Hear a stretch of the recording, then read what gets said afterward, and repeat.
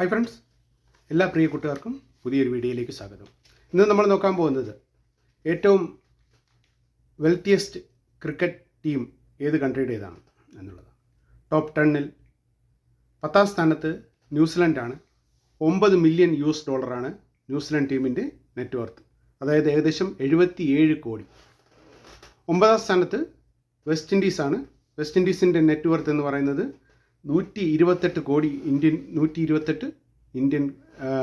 Indian രൂപയാണ്, അതായത് ഏകദേശം $15 മില്യൺ.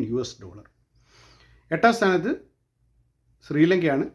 ശ്രീലങ്കയുടെ നെറ്റ് വർത്ത് എന്ന് പറയുന്നത് $20 മില്യൺ, ഏകദേശം 171 കോടി ഇന്ത്യൻ രൂപ.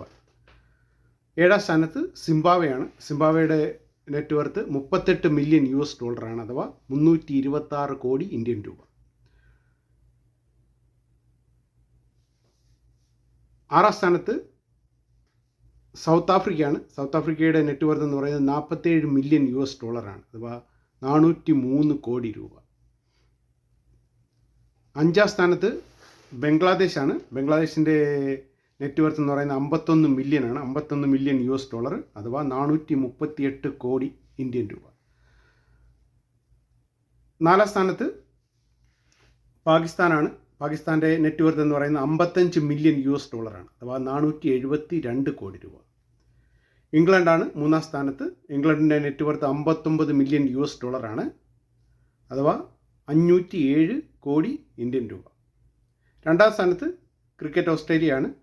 ഓസ്ട്രേലിയൻ ക്രിക്കറ്റ് ടീമിൻ്റെ നിലവിലെ ആസ്തി എന്ന് പറയുന്നത് $79 മില്യൺ ആണ്. $79 മില്യൺ എന്ന് പറയുന്നത് ഇന്ത്യൻ രൂപ ഏകദേശം 679 കോടി രൂപയാണ്. 1-ാം സ്ഥാനത്ത് നൺ അതർ ദാൻ ഇന്ത്യയാണ്. BCCIയുടെ നെറ്റ് വർത്ത് എന്ന് പറയുന്നത് നിലവിൽ 18,760 കോടി രൂപയാണ്, അതായത് $2.25 ബില്യൺ ആണ്. ഏറ്റവും വെൽത്തിയസ്റ്റ് എന്ന് പറയാൻ കഴിയുന്ന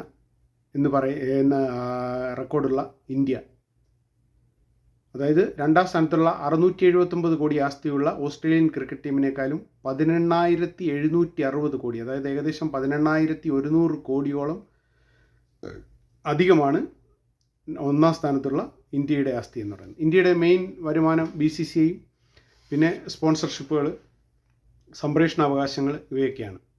അങ്ങനെ ഇന്ത്യയാണ് 1-ാം സ്ഥാനത്ത് തുടരുന്നത്. ഇതിനകത്ത് ഏറ്റവും ഫണ്ണിയസ്റ്റ് ആയിട്ടുള്ള തിങ് എന്ന് പറയുന്നത് സിംബാബ്വേയും ബംഗ്ലാദേശും. സജീവ ക്രിക്കറ്റിലുണ്ട് എങ്കിൽ പോലും വെസ്റ്റ് ഇൻഡീസ്, അതായത് ന്യൂസിലാൻഡ് ഏറ്റവും താഴെ ആയിപ്പോയി എന്നുള്ളതാണ്. ന്യൂസിലാൻഡ് സജീവ ക്രിക്കറ്റുള്ളതാണ്, പക്ഷേ ഏറ്റവും വീക്കായിട്ടുള്ള നെറ്റ് വർത്ത് ഉള്ളത് ന്യൂസിലൻഡിനായിപ്പോയി.